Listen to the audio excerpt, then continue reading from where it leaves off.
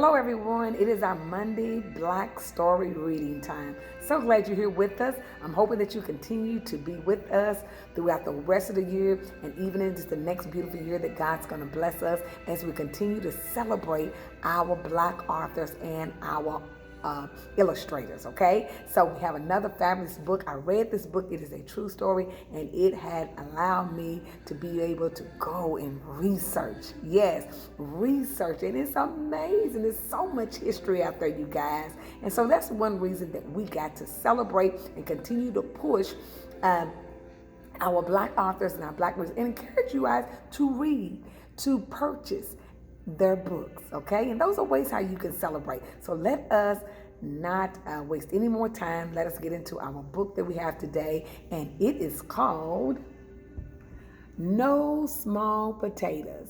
No Small Potatoes. It is Julius G. Groves has his kingdom in Kansas. Julius G. Groves has his kingdom in Kansas. It is written by Tanya Bolin and is illustrated by Dante. No Small Potatoes. 1 potato, 2 potato, 30, 11 million potatoes. Is that how many potatoes Julius George Groves grew? No, but 30, 11 millions. Not exactly, but he, Julius G, for short, he sure grew piles and piles of spuds. So many that he was crowned the Potato King, a legend known far and wide. Folks were doubtly amazed when they heard about Julius G's bleak beginning in the bluegrass state.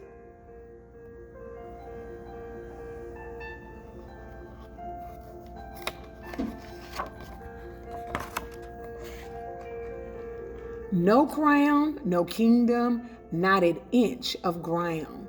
When baby Julius G first laid eyes on the world, he had nothing to call his own.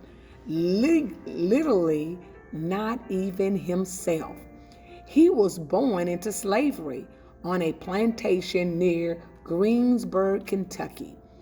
Thank goodness Julius G didn't stay in slavery for a long time. He was yet young when freedom came. That happened when American abolished slavery in late 1865. Julius G didn't stay in Bluegrass State for a long time either. In 1879, when he was about 20, he left, taking part in an ever-growing exodus, a great going out, a great going away. From Kentucky, Tennessee, and other southern states, tens of thousands of people, most country folk, had a host with youngsters in tow, shook their dust from their feet. Exit dusters they were called.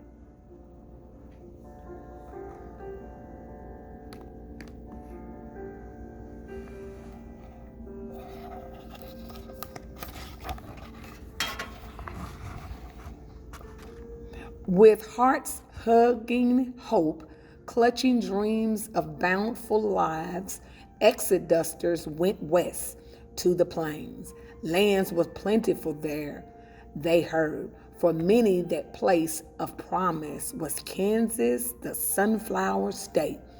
Exit duster journeyed by steamboat, by train, in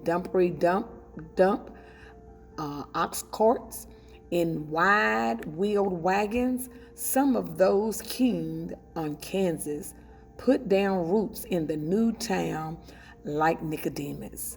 Others settled in our near Topeka and Kansas City. Both these bugs were along the Kansas River, also known as the Call. As for exit dusters, Julius G., they say that he walked to Kansas more than 500 miles. Along the way, he worked odd jobs.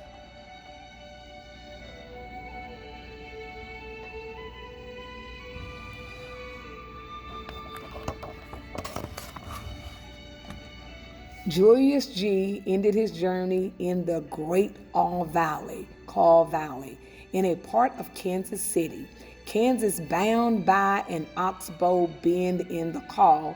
This place was soon called Armandale. There, Julius G. landed a job on a potato farm for a lowly 40 cents a day. Julius G. could so easily have pitied himself over his paddling pay, but he didn't. Instead, he made up his mind to just work hard.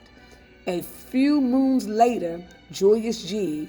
got a raise in pay to 75 cents a day, and he kept working hard.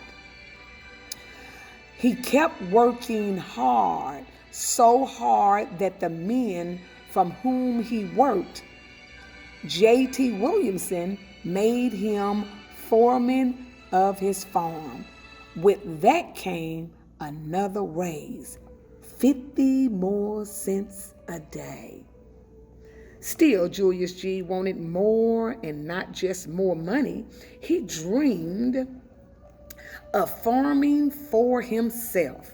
Lacking the bucks to buy some land, he did the next best thing. He rented land from J.T. Williamson, 9 acres. For use of his land, his tools, and his team, Julius G. agreed to pay J.T. with a share of the crops. Julius G. planted white potatoes on 1/3 of those 9 acres.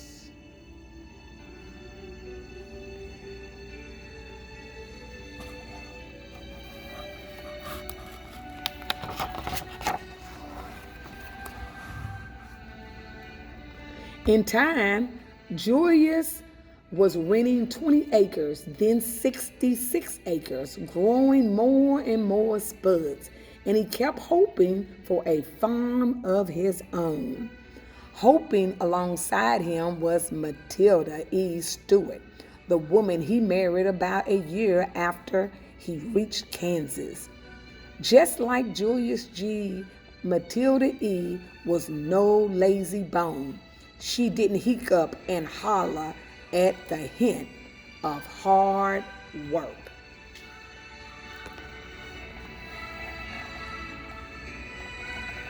With Matilda E., his steady, studly helpmate, Julius G.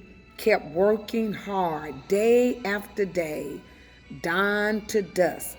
Come true dark, the couple slept away a day's weary in one-room shack. Week after week, Julius G. and Matilda E. put off purchasing trifles and trinkets. They only brought needful things. That way, they could save up every spare dollar, dime, nickel, every spare penny, too. This money came from the crops they sold and from other work they did on the side, such as chopping firewood in winter to sell to the town folk.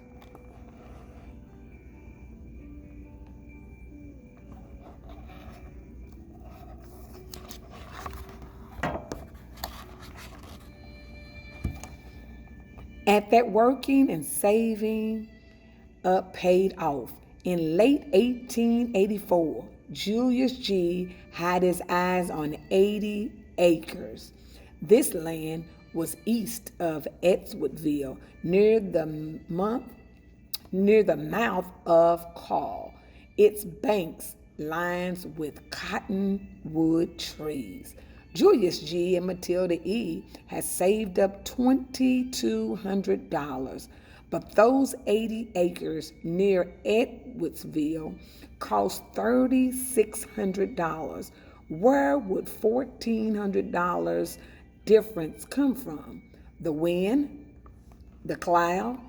Some magic tree? No, sir. It would come from hard work. That's what Julius G. believed when he handed over those 2,200 bucks. With it was the promise to pay off the balance in a year.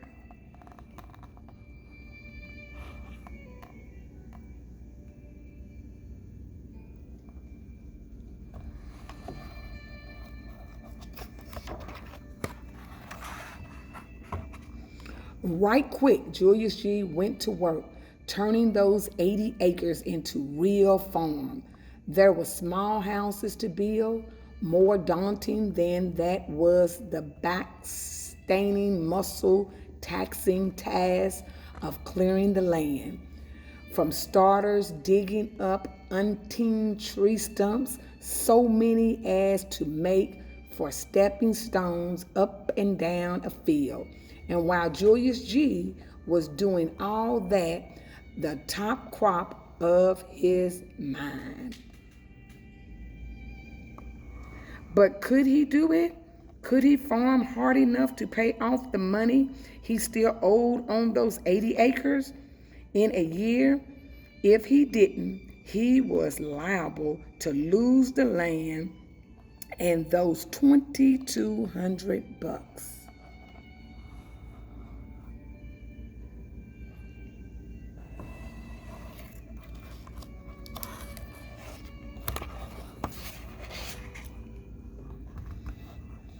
Negative Nathalers and naysayers, neighbors snaked their way to Julius G's ears. He did a dumb deal. Those people humped it. He would never pay off that debt in a year. They tittle-tat. When they looked into Julius G's future, those naysayer neighbors saw nothing but failure.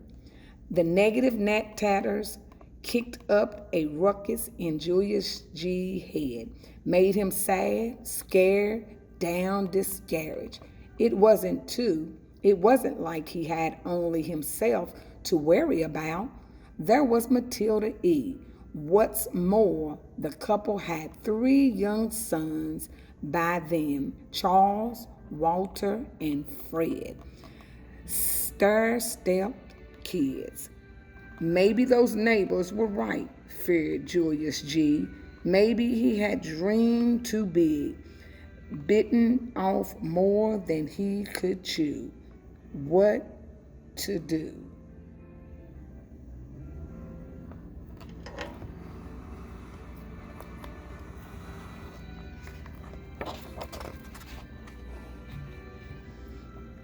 Planting, plowing, tilling, hilling, hoping for right rain, watching potato vine grow, then waiting for their blossom, keeping his carriage up under soaring sun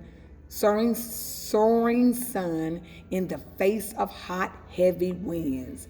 Plus, Julius G. had to be ever ready to battle blisters, beetles, roly-polies, and other potato pests. Come harvest time, more hard work. Working hard, worked. True to his word, Julius G. paid off the money he owed in a year. Once those 80 acres were really his, can you guess what Julius G. decided to do?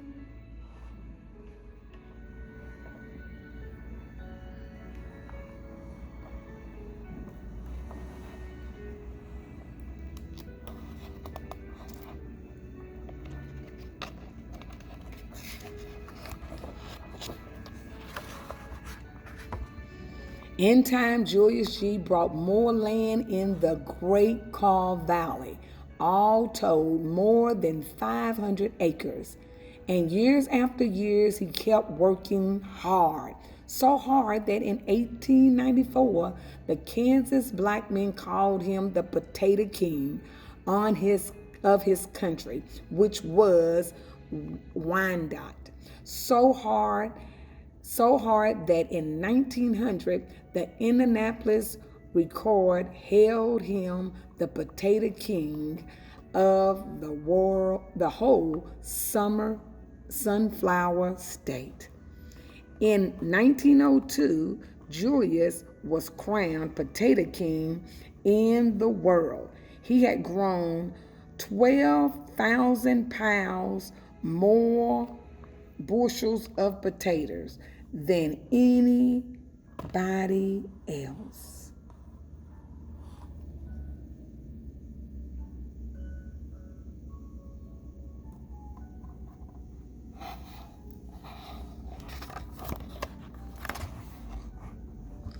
How many potatoes did Julius George grow this year? 72,150 bushels, or about 4 million pounds of spuds. Put it another way, roughly 12 million potatoes.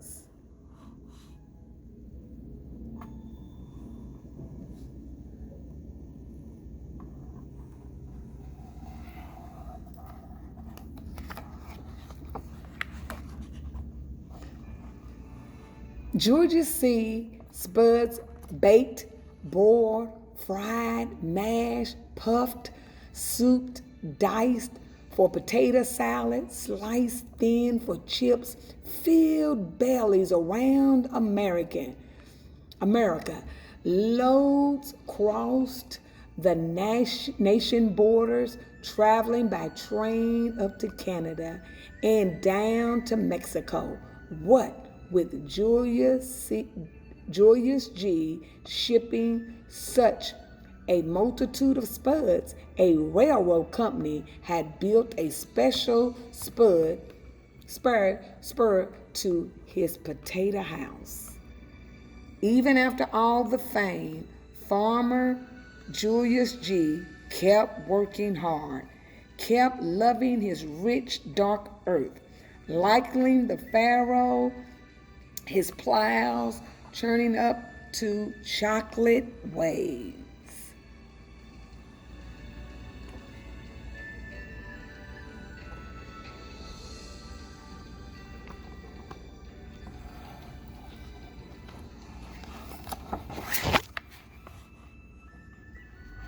While all those spud grew after year, so too did Julius' family. A dozen little Grovers were born and raised to feel grown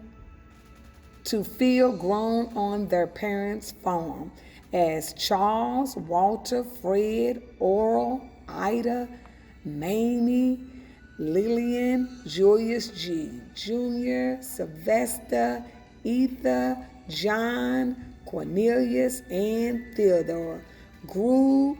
They too learned the land, the hundreds of acres planted in potatoes, the prepared soil with other crops like cabbage and carrots and corn.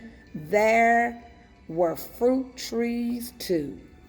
Over the years, the Potato King grew more than a big family, more than cabbage and carrots and corn, more than fruit trees, more than potatoes. Julius G. grew jobs, hiring farm hands. Julius G. grew a park, Groves Park, and a cozy community Grove Center, and a church, Pleasant Hill Baptist, a store that sold groceries and other goods, a golf course too.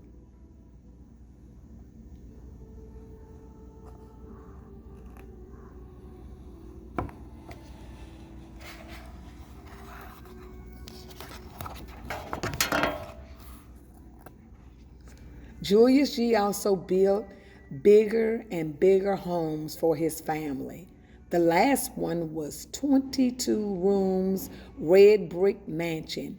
It had white stone trim, a red tile roof, and strong oak doors. A most marvelous room behind those doors was a ballroom, which doubled as a play palace. The library, a play palace where Julius G's children were young, played when they were young.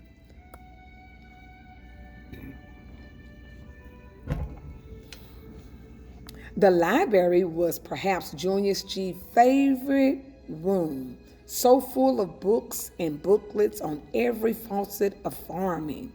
Books of booklets he called his college, along with all the acres he tilled, along with all the food he grew.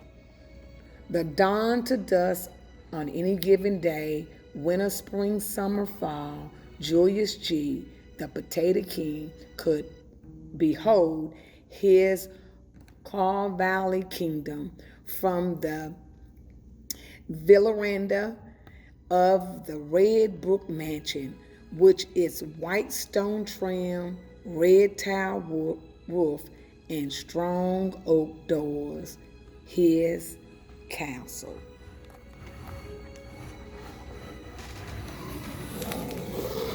No small potatoes. Yes. Doesn't inspire you and maybe encourage you to do research?